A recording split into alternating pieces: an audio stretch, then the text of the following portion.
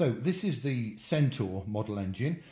It was designed by Edgar T. Westbury and first published in Model Engineer magazine in August 1957. It's not mimicking any other engine. It's not a model of a real engine. It was designed to be in the style of the open crank horizontal cylinder engines that were commonly used from the 1890s right through the first half of the 20th century.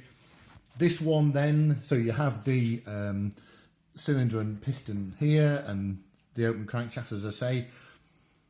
It's a 4-stroke engine, and this one, unlike some, has the reduction gear, a 2-to-1 reduction gear, which operates this side shaft here. Off the side shaft you've got the governor, and then here we've got the valve gear, the exhaust cam and the inlet cam there. The rocker arm for the inlet valve is here, and for the exhaust valve it's down there underneath. And then screwed into the top of the cylinder head you've got the spark plug, of course, and then here we have the inlet tract with the carburettor, and the exhaust comes out of the same casting down here and then out to this exhaust system here. On this side of the carburettor you can see the gas line coming in. It runs on propane. Now you can see there's quite a lot of stuff behind the engine which we'll talk about in a minute, but that basically covers the engine. The only modification I've made to it is to the cooling system. This the water comes out of here normally as a thermo siphon and enters at the bottom of the cylinder on that flange which I've now closed off. And that was because there was, although there were holes into the cylinder head, there was no decent circulation in it. So I've actually altered the cooling system now so that the cooling water is injected into the cylinder head here. So this is a non-standard cover plate. Into the cylinder head here, through the cylinder head, then into the cylinder here where it swirls around and then eventually comes out here for cooling by the radiator. The governor works centrifugally, so as the engine speeds up like that, you can see the linkage system there, and that's closing the throttle. So that throttle is open and now it's closed, and that happens as I lift up the centrifugal weight there. And I'll talk about this little rod here in a bit. So before we look at the equipment that's there behind the engine and start it up, we'll have a quick look underneath at the electronics.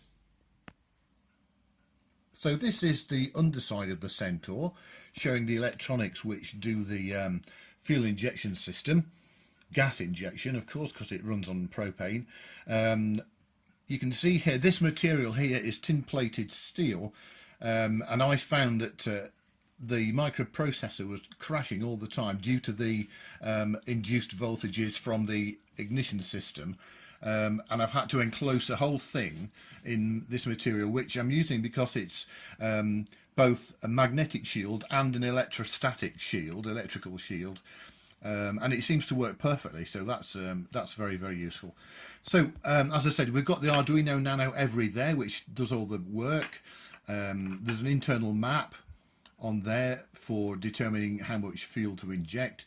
This is a mixture control knob, so when it's in its middle position it runs directly off the map, but I can bias the mixture one way or the other. If I turn it down, it reduces, it multiplies the mixture duration, the injection duration, by a number between 0 here, which switches it all the way off so there's no gas gets in, 1, which runs therefore directly off the map, and then round to 2, so I can actually double the mixture and the injection period. So that's quite handy for setting it up in the first place.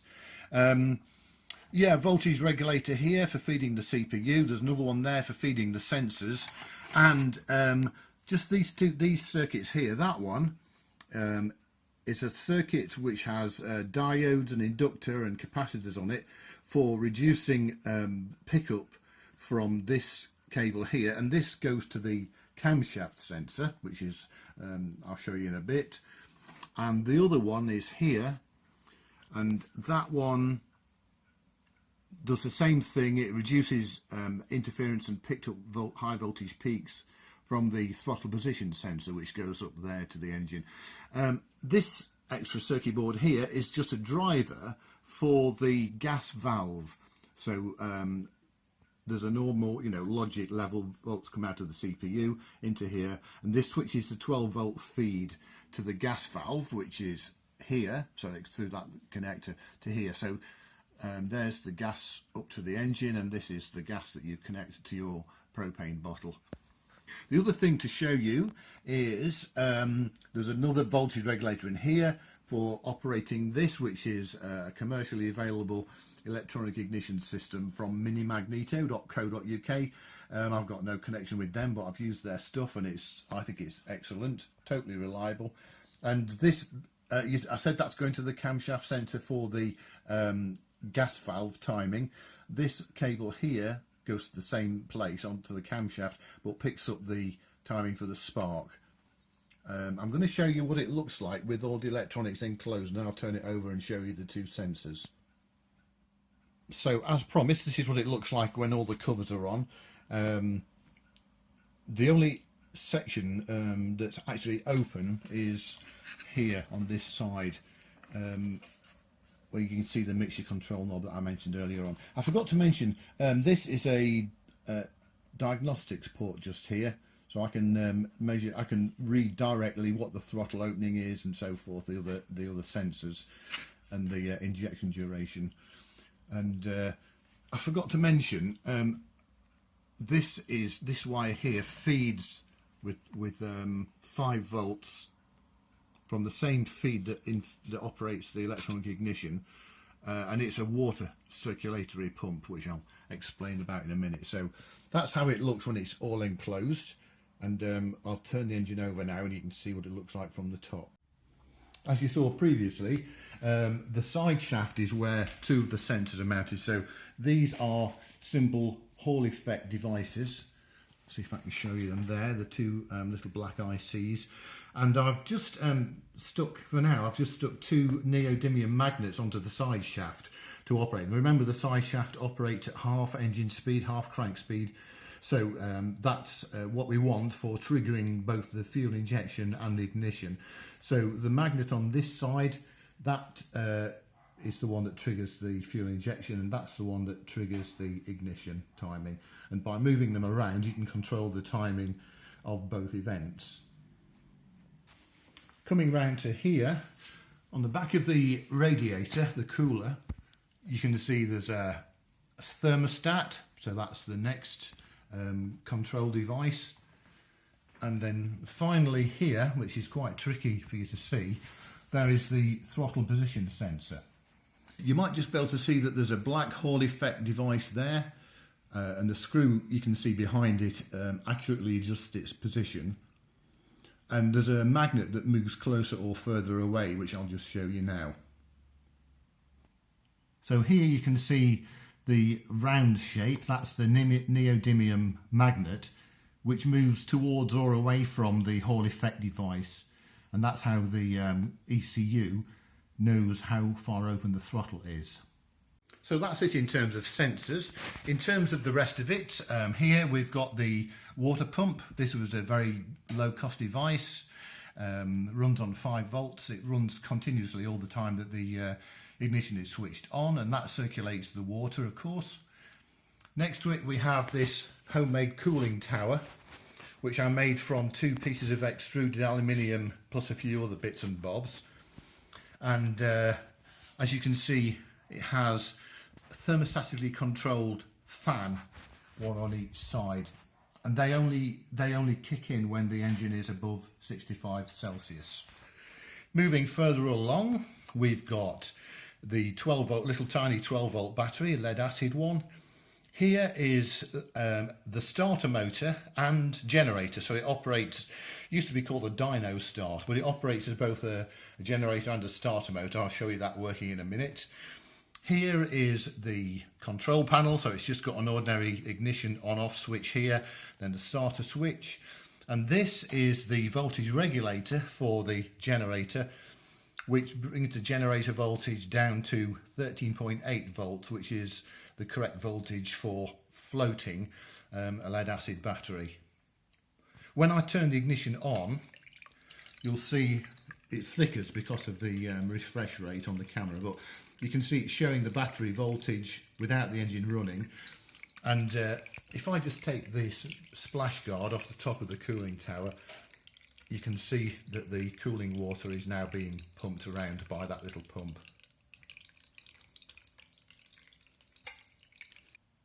So now that you've seen all the bits and how they all work, we'll start it up. So I'll turn on the ignition, give it a little bit of enrichment to start with, press the starter.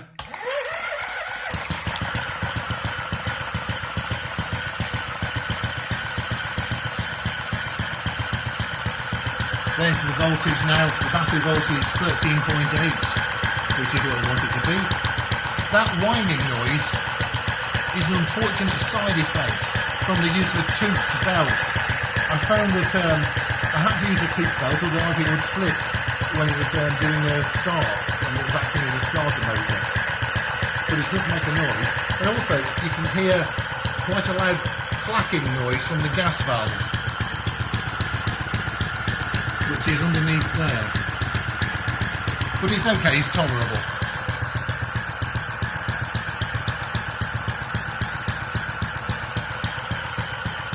So the normal running speed is around 900 RPM.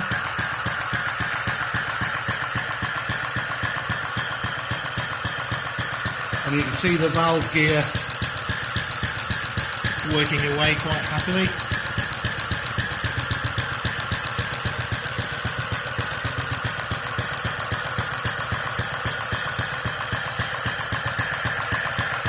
We have the cylinder oiler there, which I've actually oiled the cylinder, but I've got it switched off at the moment so that it doesn't splash oil everywhere. And you can therefore see the two sensors and the magnets going by.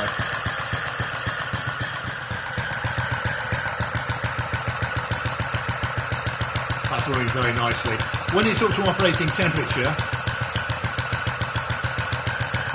you can leave the mixture exactly in the middle and it works perfectly, but right now, yeah, it's still cold, of course.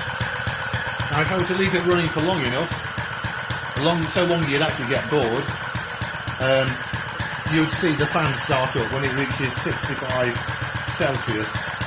Actually it's about 70 Celsius on this side, 65 on that side, because in fact there's some windage off this flywheel which cools this side of the tower off. And if I'll show you, it does operate over a range of different speeds, so the speed control is here. So what I'll do is I will speed it up.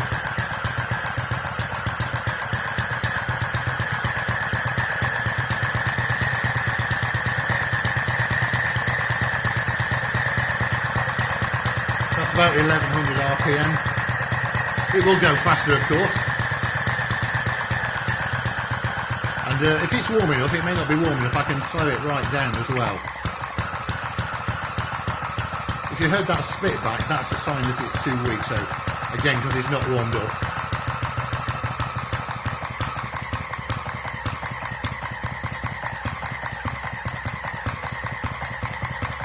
It probably won't go much slower than that without risk of stalling. That will be about 650 RPM. When it's hot, it'll idle at 600 RPM.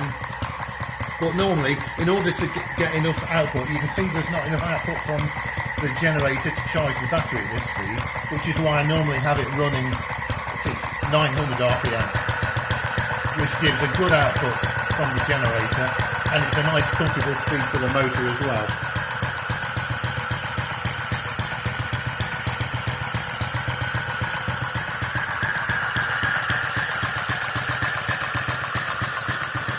So there you go, that is a Centaur modified by me to have an improved cooling system there, and with pumped coolant, electronic ignition, electronic fuel injection and dyno start. These two sockets here are where you take the electrical power off, and in fact if you look at this device here,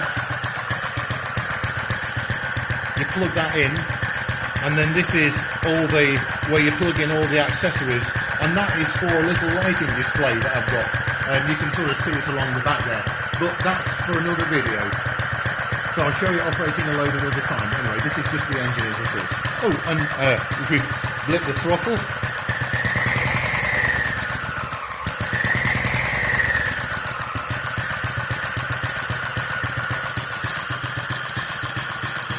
okay, that's it. Hope you enjoyed seeing it.